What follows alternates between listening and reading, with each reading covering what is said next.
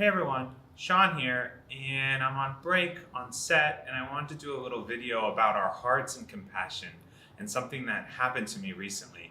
I'm bleary eyed right now because I literally drove 5 days straight, 13 hours a day, and this yesterday, 20 hours in the car. And it's all because of this little beat.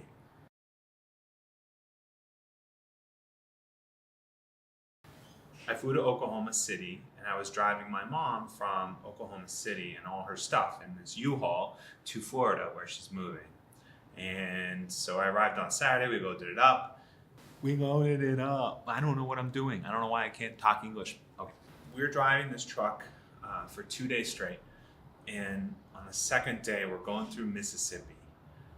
And it was the first day, it's all a blur. And in the median of this 4-lane highway of just trucks going at high speed, 75 miles an hour, I see this dog just running around, this little dog. In the median, between the lanes of the highway, trucks just zipping past, 18-wheelers. And I pull over. To make a long story short, when I walked back to her with food and water, there was another dead dog that had been hit. And she was skin and bones. There was nothing to her. As I approached, she went all wiggly and tail waggy and head just down and loose, just saying hello, and she was excited to see me. And she went back to foraging, trying to find food. And I crossed the lanes of highway and left her with a fetter from my hand, a bunch of food, and left her some water. And then I pet her and I wished her all the blessings in the world. And we have this U-Haul full. We're packed into the front of it with dog and a cat. And I started walking back, across the highway, started walking back. And I look back and she's paralleling me back to the truck on the median. And trucks are whizzing by and I'm like, oh God, don't cross, don't cross. She doesn't. I wait for a gap, I bring her over. We give her more food, a giant pile of food and water. And my mom is like, we gotta go. We can't take her, Sean. The truck is full. We're driving. So I'm in the truck and I'm looking in the rearview mirror and I feel my heart opening to this dog. But I'm like, okay, she's gonna make a choice. She's got a big pile of food there. She's got water. Maybe she's got a place to go. Maybe she's got shelter around here. Maybe this is, I don't know. So I start to pull away and I see her look up and then I see her go back to the food. My heart breaks a little bit. I'm like, okay. And I start pulling off the curb a little and I look in the rearview mirror and she's left the food and she's running out to the truck. So we cut to this photo. My mom has a stinky, smelly dog standing, doesn't sure how to sit in the truck, her head on my mom's lap, and we're driving her through Mississippi. She was so dehydrated, her fur was like crinkle paper. If I pulled it, it just stayed up. So I start making calls, I start asking friends in Florida and people who work in the rescue world for some assistance to find some rescues that aren't just gonna put her down, can give her a chance to find a home. And I get a list and I start calling. And over the next day, we're driving with this little dog and no one will take her. So cut to Florida. I got this little beast, this beautiful little girl, lady, I don't know what to call her.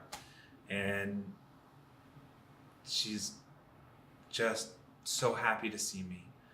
And I'm feeding her and she doesn't know the world. And we're in the motel. I was giving her a bath and she just put her head in my arm, shivering. She was scared, didn't know what was happening. She just stood there.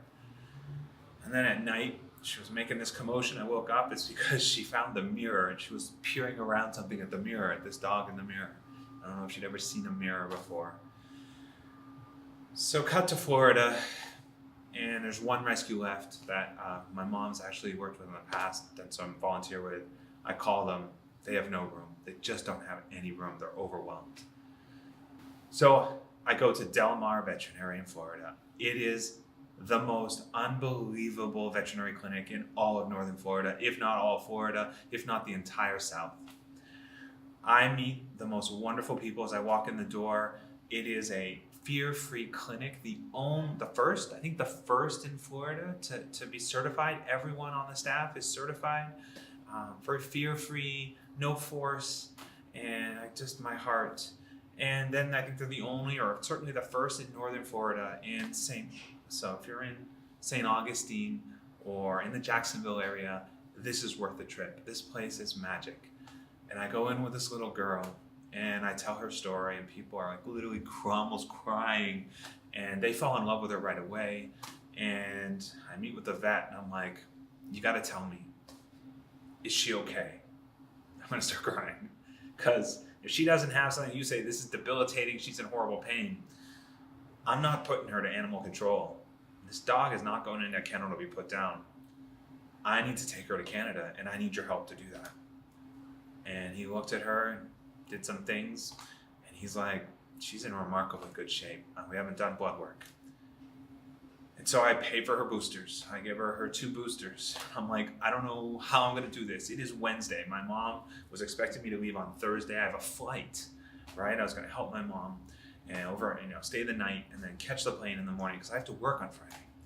So I pull up Google. I'm looking at the map, and he gives me a certificate of health, whatever it's called, all the booster references.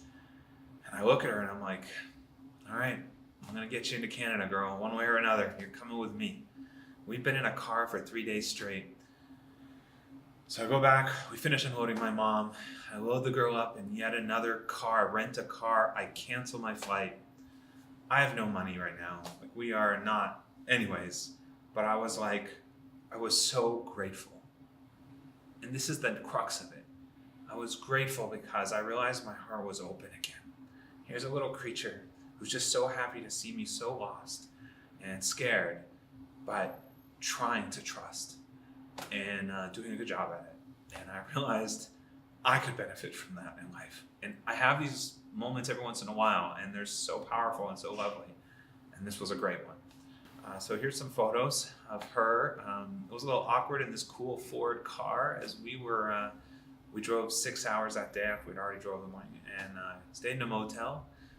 Her head, we're in the car, she wants to stretch out, and so she would she would crush whatever, I think it was her water. She drinks her water out of a styrofoam soda cup, and she's just crushing it with her head.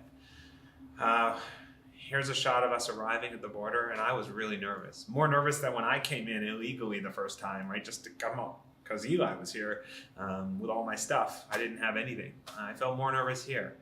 And I hand my passport and the folder that Del Mar veterinary had given me. God, those people are amazing. Hand to the woman, she's like, what this? She's like, what this? What this? She's like, what's this? And I was like, it's for my dog. And I gesture at her. Now, I may not be keeping her.